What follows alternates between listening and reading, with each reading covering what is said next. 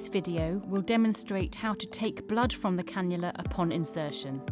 To begin the procedure, wash your hands, introduce yourself to the patient stating your name and role.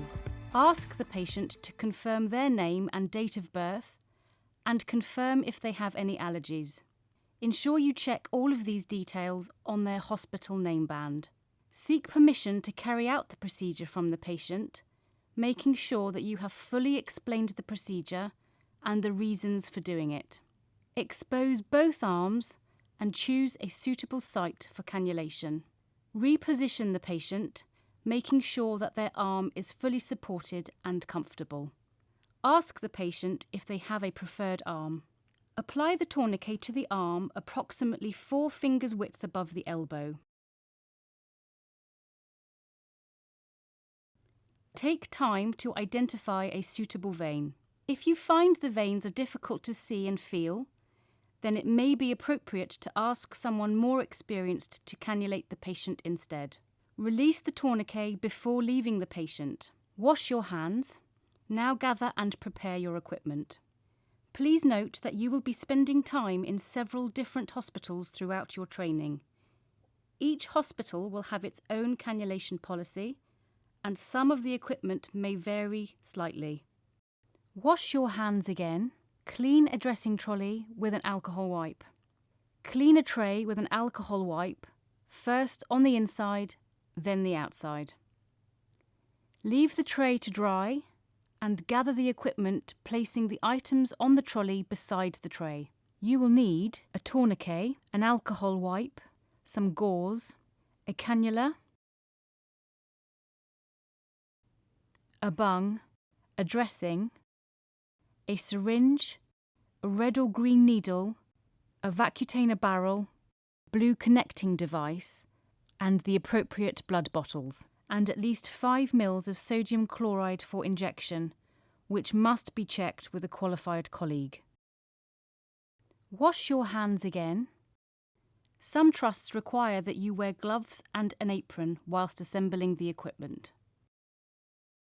Adopting a sterile, non-touch technique, attach the needle to the syringe, draw up the saline, and keep the key part of the syringe clean by storing it in the packet. Dispose of all sharps safely in the sharps bin. In this video, we have used a tray with 2 chambers. We use one chamber for equipment out of the packet and the other chamber for those that remain in their packaging. The vacutainer barrel and the blue connecting device must be assembled prior to the start of the procedure. If you are next to the patient, carry on and perform the procedure. If not, remove gloves and apron, wash your hands, and reapply at the bedside. Position the arm to optimize venous dilation and filling. Speak to the patient and tell them what you are doing. Apply the tourniquet 7 to 8 centimeters above the chosen cannulation site.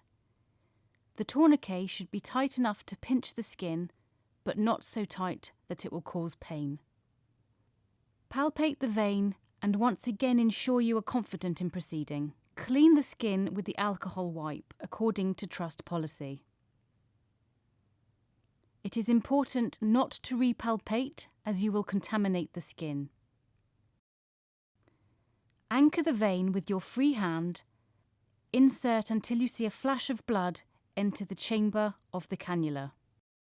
Gently lower the angle, insert the cannula another 2 millimeters, slide the cannula over the needle until it is fully inserted and the coloured part is flush to the skin. Release the tourniquet. Place a gauze under the cannula to collect blood spillage. Carefully withdraw the needle and dispose of it into a sharps bin. This is the point at which you may now take blood from the cannula. Insert the barrel and connector into the cannula. Withdraw blood in the usual manner. Remove the barrel and connector and attach the bung. And clean the surrounding skin if necessary. Secure the cannula with the dressing and flush with the sodium chloride.